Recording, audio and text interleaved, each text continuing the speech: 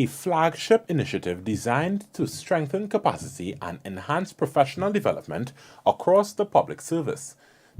Speaking during the launch event at the Arthur Chung Conference Center, Minister of Public Service Zulfikar Ali emphasized that the culture of public service and public servants must change. We must be nimble. We must be ready to adapt to the latest trends, to capitalize on the technologies in front of us, to not only serve the people of Guyana in a dignified and respectable manner, but also to make our own jobs easier. To do this, we must be willing to learn, unlearn, and relearn. We cannot build a digital government without a digitally skilled public service. We cannot implement complex national projects without world-class project managers. We cannot be responsive to citizens without first-rate customer service. He said that it is against this backdrop that the platform was launched.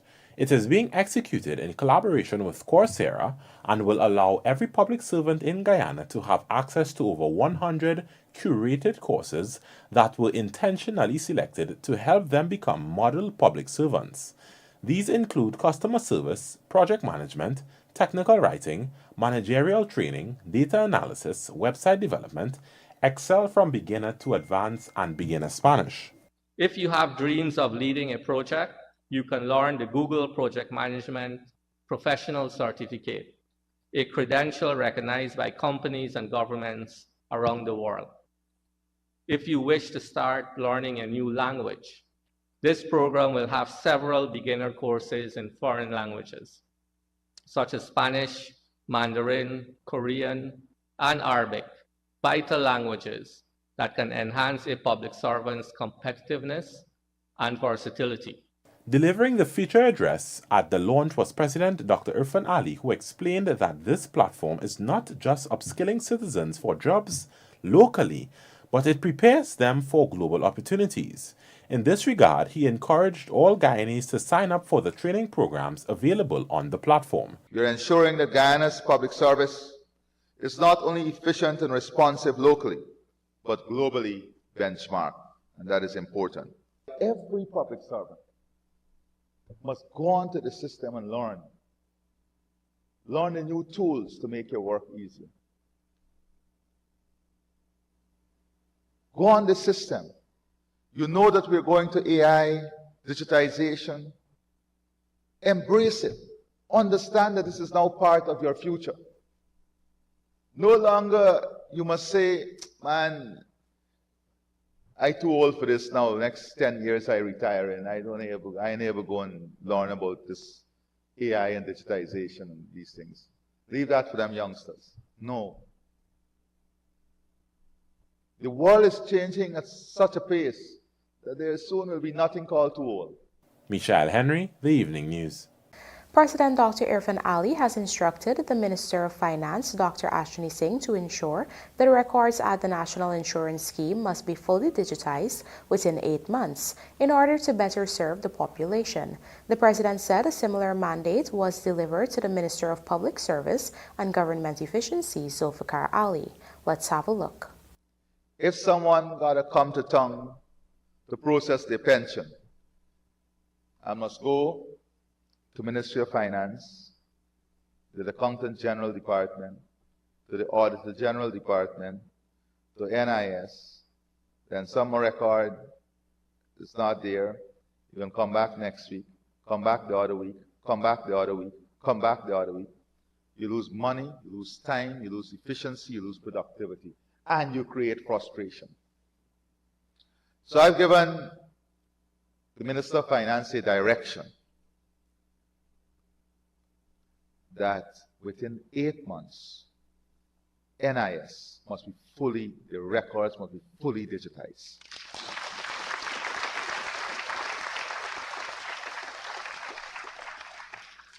The Minister of Public Service knows that his entire human resource information system, the entire public service, within 5 months, all the records, your files, your personal files, everything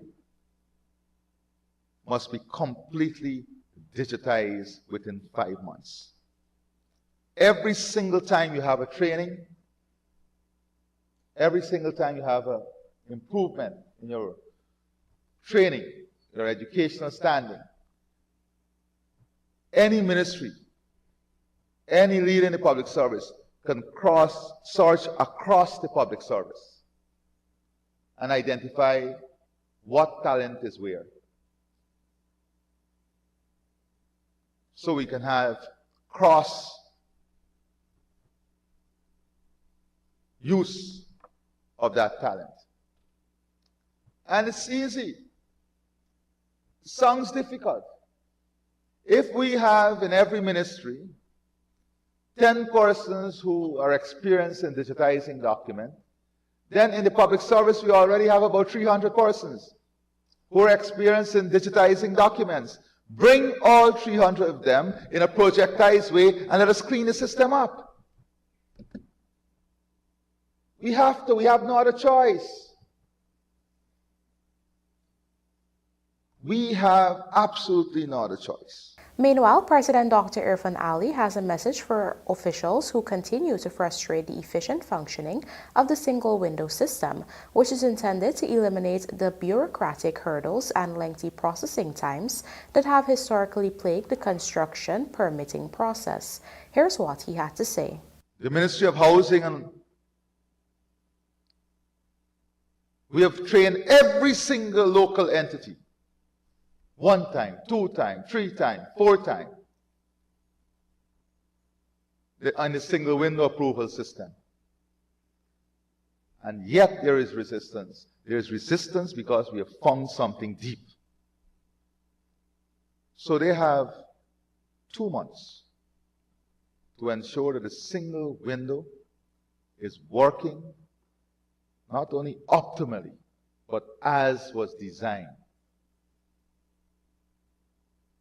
And if it doesn't happen, then people may have other priorities that they have an interest in. And we'll give them a chance to explore the other priorities. Rice farmers will benefit from a $300 subsidy per bag of paddy from the government at the conclusion of the current crop, Minister of Agriculture Zulfikar Mustafa has announced. In this Andrew Carmichael report, we hear that the payout will be made after authorities have verified the bags of paddy sold to mills by each farmer. Hundreds of rice farmers across the country are set to benefit from a $300 million government initiative aimed at easing operational cost and strengthening production. And you all heard about 2 days ago, the president made an announcement that every bag of paddy sold this crop, we will contribute $300. That will give, now with the amount of paddy that will is projected to harvest this crop, almost 9 million bags, that the government has to contribute $2.7 billion more to give the farmers now prices. Right? So, and we'll not do it how we did it the last time. I instructed GRDB not to give the millers the money anymore. Based on the number of bags of paddy you sold, we will pay you directly. You're getting a check from the GRDB now. Right? Because I understand the last time some people the millers fooled some people and said you're going to get this grade, you're going to get that grade, and the $300 price probably absorbed it them own self. Now if you sell 10 bags of paddy, you're getting $3,000 from me. Right? You understand what I'm saying? That will happen now. So all the farmers, GRDB will pay the money directly to the farmers. Minister of Agriculture Zulfikar Mustafa, during a recent meeting with farmers in Region 6, said the allocation is part of a wider government plan to help farmers cope with rising costs linked to inputs and maintenance. The minister noted that the measures will have far-reaching benefits for the national food security and the economy. We are trying to ensure that we modernize the sector. We are building infrastructure that will help you, the farmers, to get better access and enjoy better condition. Because when you have Blackbush, it has a perennial problem with flooding. That is why we are building these like canals. We already did the embankment for number 66 to Kanji, Binshap. So the backland water wouldn't come and flood you all out here. We'll do, y'all, the last time the VP and I came here, y'all asked for a bridge, we awarded the bridge. That's why I was behaving some bad with the contractor just now. Because these contractors are getting the contract. And I feel that we still getting the problem. That is why we have to monitor these guys. Minister MUSTAPHA also pointed to the complementary projects such as the Hope Light canals being developed in Region 6 to improve water control and reduce flooding risks. I'm hoping that next year we can have a better price in the world market. So I'm encouraging you all to go back. I don't know how much land already prepared, right? So I'm hoping that the new pumps them that we have put down there, you will not have any serious problem there with irrigation. You know, the front lands, we're building their own pump station for the front lands. I'm suggesting by December, we'll have the own pump for the front lands. So Blackbush never have to share the water anyway. You'll have your own irrigation water, your own pumps. Then we put in brand new units back in Blackbush pumps. MUSTAPHA said the initiative demonstrates the government's commitment to supporting farmers and ensuring food security across Guyana. For the Evening News, Andrew Carmichael. Meanwhile, Agriculture Minister Zulfikar Mustafa met with residents and farmers of Mibikuri Blackbush Polder, Region 6 on Saturday to address concerns about drainage, irrigation, and other challenges affecting agricultural productivity. Here is Andrew Carmichael again with the details. Agriculture Minister Zulfikar Mustafa on Saturday met with residents and farmers of Mibikuri and Yakasari in the Blackbush Polder in Region 6, where he addressed a series of long-standing issues ranging from poor canal maintenance and pesticide misuse to land disputes between cattle and rice farmers. The meeting, held as part of the minister's ongoing outreach efforts across Region 6, saw candid discussions between farmers and officials from the Ministry of Agriculture, the Guyana Livestock Development Authority, GLDA, and the Water Users Association. One of the main grievances raised by residents was the inadequate cleaning of drainage and irrigation canals in Mibikuri. Farmers complained that the contractors' work were either poorly executed or left undone altogether, affecting water flow to farmlands. Let us terminate the contract and give to the people who are in the area to maintain it. Right? I did that in SQ when it's working out. So if them prices get rice field in that area and the contractor delinquent, not doing the work, give them the contract. Right, Conrad? Yes. Right? That will be a new standing thing now. If contractors are working, who get the work, then we not take them out. But those contractors that are not doing the work around the region, the area now, will work to ensure that the people who are benefiting from these work or who has to benefit from these work, they get the contract, the stakeholder, the beneficiary. The minister said the government continues to invest heavily in the region's agriculture infrastructure with several new pump stations, drainage structures, and sluices under construction. We are trying to ensure that we modernize this sector. We are building infrastructure that will help you, the farmers, to get better access, one, and enjoy better condition. Because when you have Blackbush, it has a perennial problem with flooding. That is why we are building Hope Light canals. We already did the embankment for number 66 to Sanchi, Vinshap. So the backland water wouldn't come and flood you all out here. He also called on farmers to work closely with the ministry's extension officers to ensure fast reporting and follow-up issues. You know, let me tell you all something. People are collecting these, are getting these contracts and are not doing the work, and it seems that they are getting paid. That is wrong. You have to examine the trench or canal and ensure that the work finished before you pay these people. It's a maintenance contract. When you don't pay them, they won't complain. Well, if you don't pay them and then do the work, you get something in your sleep. Minister, when you call and you make complaint, they say, well, the man contract done, you have to take private action. Who said that? When the last Please, all who have sprayed the canal. We get any pesticide here? Huh? I should bring pesticide when I come out of this area. Right? The pesticide come in and meet with these water user. Let them come and deal with this issue. Right? It's a pesticide problem and we got to do it. Because right now, let me tell you, you all know that we are trying to look at this chemical that you all spray the rice with, the paddy bug, the pronto. Very serious chemical. And because of that chemical, The residues in the rice sometimes just go up when you export it and people don't want it. That is why now I'm working on a paper to take to cabinet so that we can ban that product. Minister MUSTAPHA concluded by asking residents to partner with the ministry to make the polder more productive and sustainable. Andrew Carmichael, The Evening News. Coming up, MOE hosts first public consultation on anti-violence and anti-bullying policy for schools, and government announces $1.5 million support for war veterans. Do stay with us. More news ahead.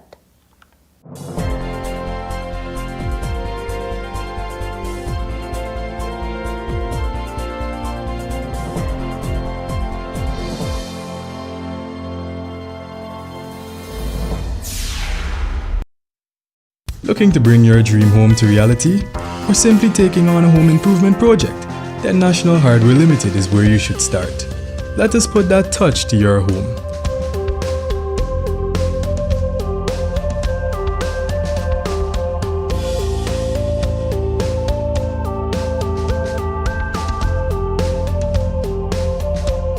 Choose from over 1,000 Berger Paint original hues for any surface.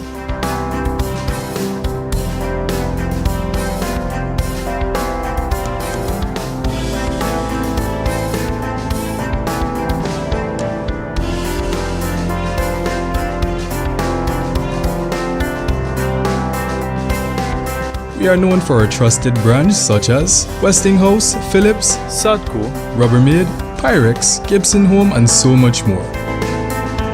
National Hardware Limited, your do-it-best store. Located in downtown Georgetown and industrial site Rhymeville.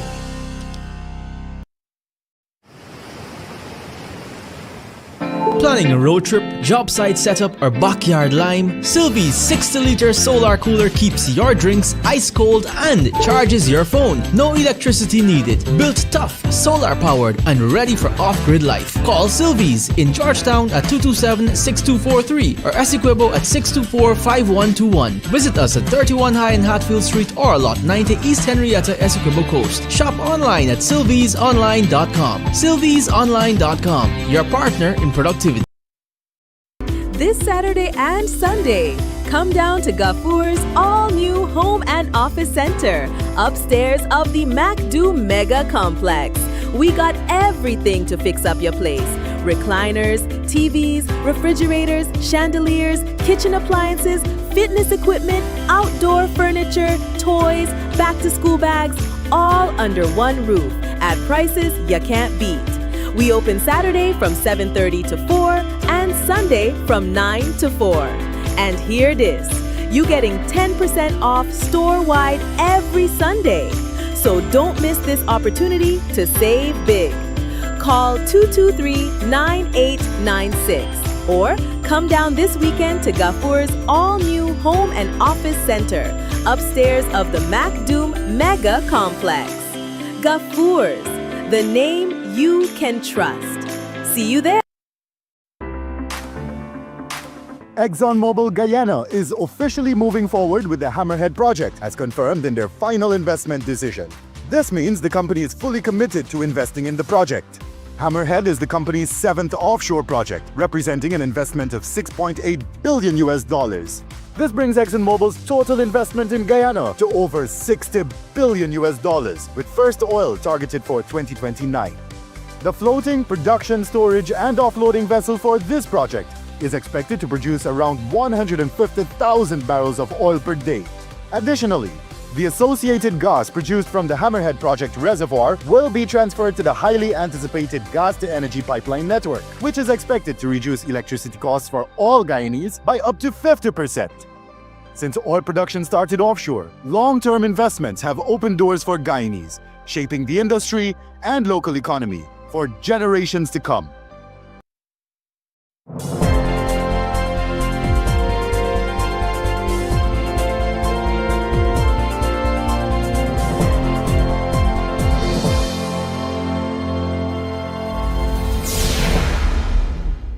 Welcome back. You're watching the Evening News. Police are investigating the death of 48-year-old Kevin Brown, Chief Security Officer of Sheriff Security, who died on Sunday after falling from the roof of the Infab building at Good Hope, East Coast, Demerara.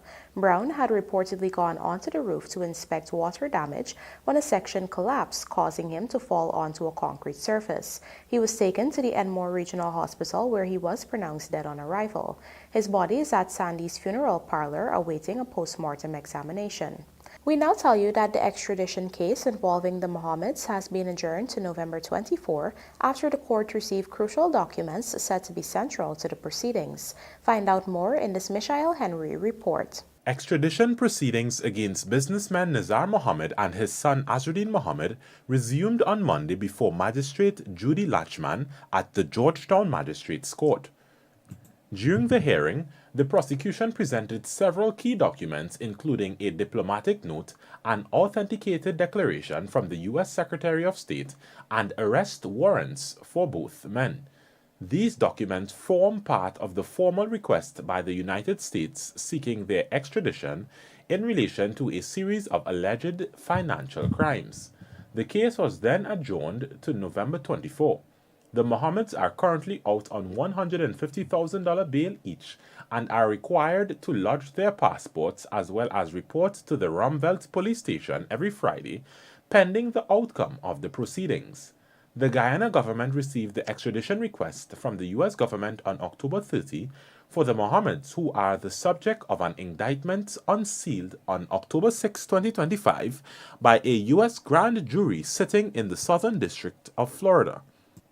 The U.S. indictment charges them with multiple offenses, including wire fraud, mail fraud, money laundering, conspiracy, aiding and abetting, and customs-related violations connected to an alleged $50 million gold export and tax evasion scheme.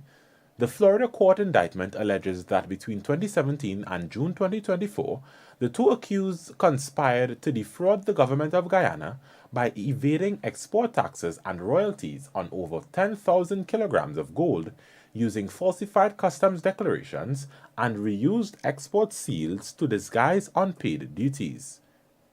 The indictment further references the attempted shipment of $5.3 million in undeclared gold seized at the Miami International Airport and the alleged under-invoicing of a luxury vehicle valued at over $680,000. The U.S. government's request for extradition was made pursuant to an extradition treaty between the United States of America and the United Kingdom, which extends to and remain in force in Guyana under the provisions of the Fugitives Offender Act. Meanwhile, the Guyana Revenue Authority on Thursday withdrew all tax-related charges against the U.S. indicted businessmen who were previously charged by the tax body for alleging understating $32.69 billion in taxable income from gold exports between 2020 and 2024.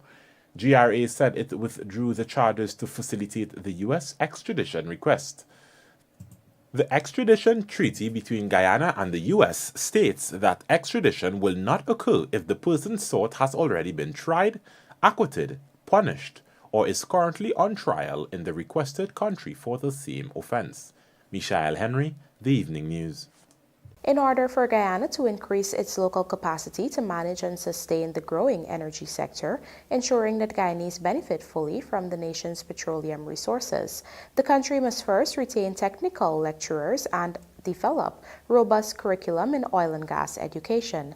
Trishul Sobers reports that this is according to principal of the Guyana Technical Training College, Incorporated, Professor Clement Sankat. As Guyana's oil fuel economy accelerates towards transformation, Professor Clement Sankat, principal of the Guyana Technical Training College, Incorporated, has underscored that one of Guyana's most urgent priorities is ensuring its people are equipped to share in that prosperity. For Sankat, human capital development, the training and empowerment of citizens, is the foundation upon which sustainable national growth must rest. Speaking during a recent episode of the podcast Starting Point, Professor Sankat explained that while oil wealth offers opportunity, it is skilled Guyanese who will ultimately determine whether the nation's development is truly transformative. Against this backdrop, he emphasized that the expansion of educational institutions must go beyond constructing classrooms and laboratories and instead to what truly matters in the academic architecture, the courses, teaching standards, and quality of instruction. Building new institutions, educational institutions, it's not only about building and equipping physical facilities. Equally important is to build the academic side of the facilities. What is it that you're going to teach there? What is it you're going to train there? What is the curricula going to be like? What are going to be learning outcomes? And interestingly, and we must talk about that, who's going to do the training? So you have to build this out in its totality. Under his leadership, GTTCI's programs are being developed to international standards. The institution has already achieved global accreditation for its oil and gas courses, giving its graduates a global passport to success. And our president has been very firm on that this college will produce programs that are not only nationally, but globally accredited. And I'm pleased to say that the oil and gas programs have already been accredited globally. So we have a quality program where our graduates can not only work in Guyana, but they will have a global passport to success in the oil and gas industry. This approach aligns with the government's broader vision of transforming oil revenue into educational opportunity, infrastructure, and institutional growth. GTTCI, based in Port Morant, Berbice, plays a central role in this transformation, training welders, engineers, and technicians who will power the new economy. Sankat explained that the government's decision to locate the college outside of Georgetown was deliberate, intended to stimulate regional development and create new economic opportunities. The ripple effect of such an initiative, he explained, extends beyond education, spurring activity in housing, transport, commerce, and small business development, all anchored by expanding student and facility population. Trishelle Sobers, Evening News. The Ministry of Education over the weekend launched its first public consultation on the National Anti-Violence and Anti-Bullying Policy for Schools, marking a major step toward creating safer and more inclusive classrooms across Guyana. Here is Trishelle Sobers again with the details. The public consultation on the National Anti-Violence and Anti-Bullying Policy for Schools, held at the Arthur Chong Conference Center on Saturday, brought together educators, students, parents, law enforcement officials, and community leaders to discuss solutions to combat violence and bullying within the education system. The consultation is part of the Ministry of Education's broader initiative to implement a comprehensive national policy that promotes zero tolerance for violence and bullying in schools. The policy will include mechanisms for investigation, disciplinary action, and awareness campaigns, ensuring that every stakeholder plays a major role in building a culture of respect and protection for students. Speaking at the event, Minister of Education Sonia Parag underscored the significance of the consultation as the beginning of a national dialogue. This is our first large consultation, a national consultation.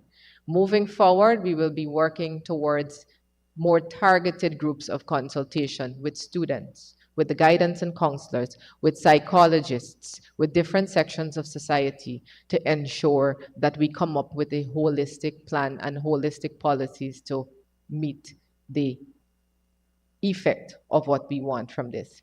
This initiative is being spearheaded with support from the Ministry of Home Affairs and the Ministry of Human Services and Social Security. At the event, Minister of Home Affairs Onij Waldron highlighted the need for empathy, understanding, and appropriate interventions for both victims and perpetrators of bullying. Bullying, whether physical, verbal, social, or online, is not simply kids being kids. It breeds fear, absenteeism, self-harm, and too often, violence. Safe schools are a public security priority because safety is the foundation upon which learning, community well-being, and national development are built. Today's consultation is about listening. We are here to help design policies that are clear, practical, enforceable, policies that protect every child and support our educators to act quickly and fairly. On the other hand, Minister of Human Services and Social Security, Dr. Vinay Prasad, underscored the need for continuous engagement with students and other stakeholders, including teachers. Bullying is something that happens. Unfortunately, it is not something that can be tackled in a simple way. It must involve multi-sectoral, multi-pronged approaches to tackle its sheer complexity. What we do know, even if we don't have all the answers as to why it happens, we do know something must be done. And that is why we are all here to come up with recommendations and solutions to an age-old issue. I think with this kind of coordinated approach, we will be able to have a structured response where there will be indicators that we can measure, gap analyses that we can make, and also we can come up, I'm hoping, with a committee or task force that will emerge from this conversation where we hammer home very clearly, as was said previously, this is not a matter for any one agency, person, or even community. As the Education Ministry continues its consultations across the country, the initiative is expected to culminate in a finalized anti-violence and anti-bullying policy backed by strong legislative and institutional support. In fact, the Ministries of Education, Home Affairs, and Human Services and Social Security are expected to sign a memorandum of understanding to ensure that this objective is achieved. Additionally, a task force between the heads of those three ministries and the Ministry of Legal Affairs will be established to ensure a structured approach is developed to this issue of bullying and violence in schools. Trishelle Sobers, Evening News. As Guyana joined the world in observing Remembrance Day 2025, the government reaffirmed its commitment to honoring the nation's war heroes with a $1.5 million pledge to the Guyana Veterans Legion. Michael Henry has the story. Not even the heavy showers could dampen the spirit of Remembrance Day as the head of state and other government officials on Sunday stood resolute in paying tribute to the men and women in uniform who made the ultimate sacrifice in service to their country. Minister of Governance and Parliamentary Affairs Gail Teixeira reaffirmed the government's unwavering commitment to supporting the Guyana Veterans Legion.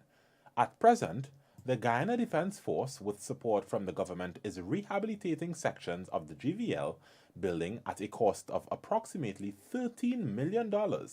In addition, Teixeira announced a further state contribution of $1.5 million to the Veterans Legion. We would like to continue the support that the Guyana Defense Force is doing. We are putting $13 million to renovate upstairs, and we'd like to hand over a check to Lieutenant Colonel Holmes on behalf of the government, the President, and we pledge $1.5 million. The check today is $1 million, and the $0.5 million will come before the end of the year. We take that as a small gesture of our appreciation.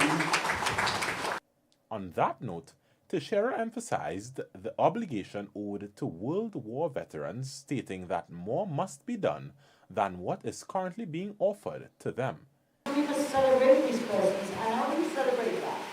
Not only once a year. We must do more than that. Our obligation is to do more than that. You know, we say on the program, lest we forget.